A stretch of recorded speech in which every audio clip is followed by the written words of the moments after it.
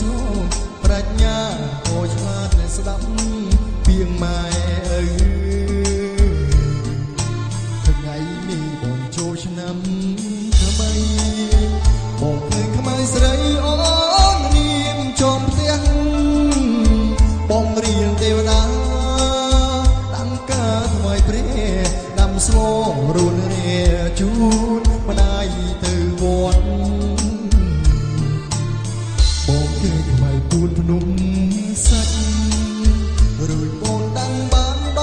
ងទឹកស្រងព្រះជួនញៀងឃើញបងញញឹមសែនស្រស់អូនខ្មៅតែឈួសាច់សដូចសំឡី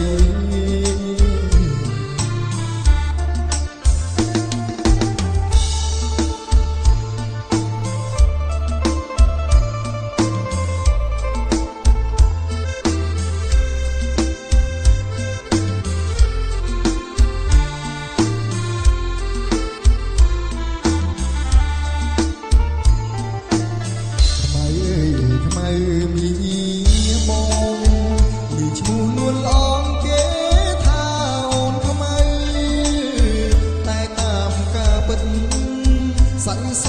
មុនតែម្ដាយស្រីថ្លៃហើយខ្មៅពីតូនឆ្នាំថ្មីខ្មៅពេញក្រមុំរូងអូសែនសំគ្មានស្រីណាដោ